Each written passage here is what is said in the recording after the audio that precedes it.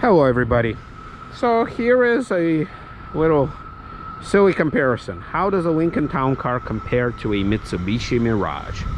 You know, Town Car gets a lot of crap, and a lot of, older American cars get a lot of crap for being old, for being gas guzzling, for being whatever, for older people.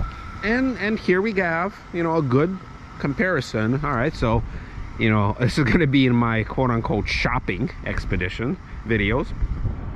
So if I want to get away from my old, my obsolete, my gas guzzling, my unreliable vehicle, and I want to get into something that's cool, that's hip, that's economical, whatever you want to call it, well, I'm going to be shopping, quote-unquote, please don't get mad at me prematurely, to this Mitsubishi Mirage, which is what? So what would you call this? You would call this frugal? You would call this cheap?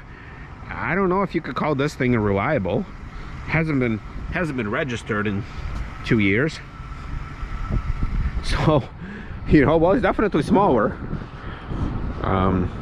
Yeah, but how would we compare these two interesting pieces of machinery? So first of all, yes, it is smaller.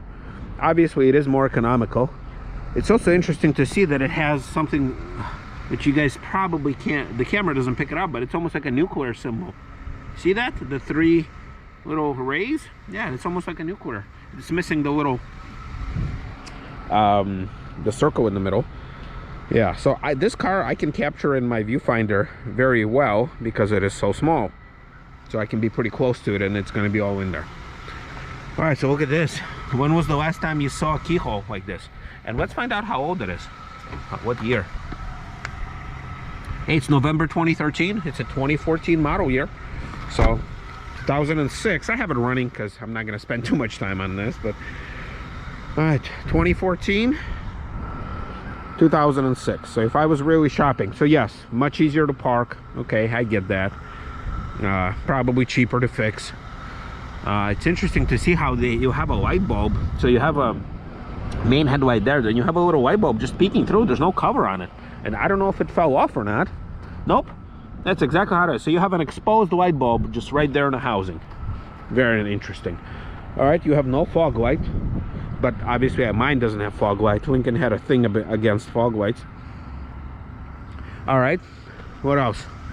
This is an interesting and cheap way to punch it out and get your fog lights,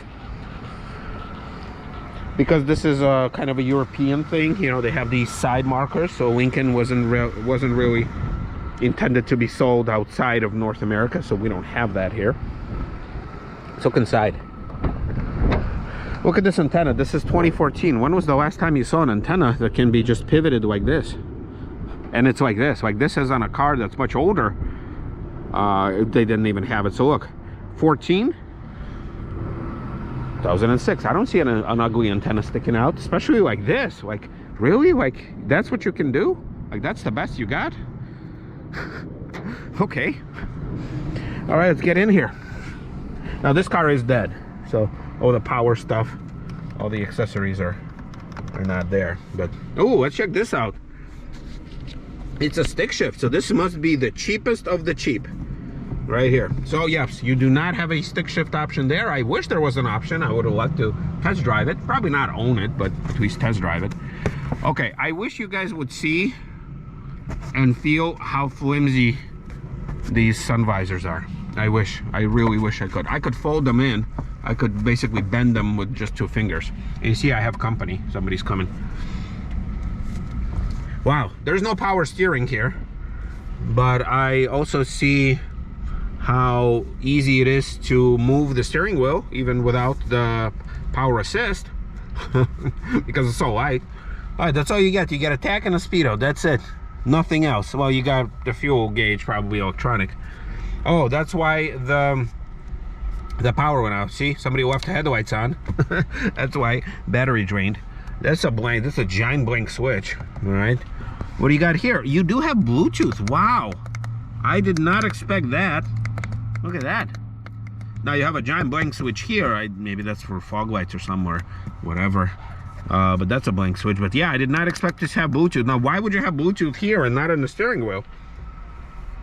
I have no idea. All right, power, and I'm actually surprised that it does have power mirrors, windows, and locks. And with the drivers actually being auto down and auto up. Yep, both. Okay, this, you see, I can see this already. This is an afterthought because probably in other markets where this car is sold, they don't have this type of requirement. So there's not one of those things. So they stick it on here. What else you got? You got the very basic CD with radio. Obviously no CD changer, no nothing. And this is weird too. You got automatic climate control. Wow. That I did not expect. So on one side, it's actually pretty compatible, yeah, because it's got a CD. Well, this one's got a 6-disc CD, but in the base form, that would have had a 6-disc CD. So there's that. Very interesting. Auto climate control, though, it looks like, I mean, you have all the controls here, but it still give you some weird blank switches, which defeats me. Stick shift is interesting. These seats are not comfortable at all. There's no give to them. I mean, they are cloth. They seem pretty inviting. It's got some sort of a weird pattern front and back. But, yeah, not very comfortable. All right, so here you have... Oh, that's interesting. Okay, so you have like a proprietary kind of connector here with a phone adapter. All right. Huh. It's interesting how they have tire pressure gauge.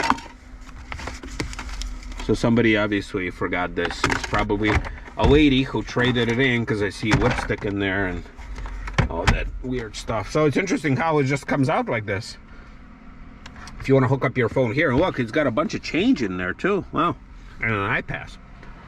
All right, so this is actually how I would sit to drive it. So I'm guessing the seat. Yeah, the seat is all the way back. Yeah, it's comfortable for me. I have enough leg space. Yeah, I would drive. So let's see. Let's check out in the back how it would be. And I'm not even gonna go comparing engines and all that stuff because obviously that's not the point. Oh God. Oh, they had a dog. Oh, what did I get myself into? Yeah, I can barely fit. I mean, I can, but yeah, I'm really digging in. There's no, like, it's very flat. There's no, like, it's not contoured to anybody's butt, and there's no middle thing that you pull out. And what is this? Oh, okay, somebody forgot an ice pack. All right, well, I'm gonna have to wash my sweater now. So yeah, oh God, I'm stuck. Very utilitarian. They don't even put any sort of indicator here, so. And don't even get me started on the trunk. I don't know if I'll be able to open the trunk. Oh yeah, okay, it's not one of those electronic ones. Ooh. All right, so here's the bottom line. I mean, I understand that I wasn't gonna find anything interesting in here, but yeah, here's the bottom line. Keep your small, cheap, economic imports, whatever. Keep those.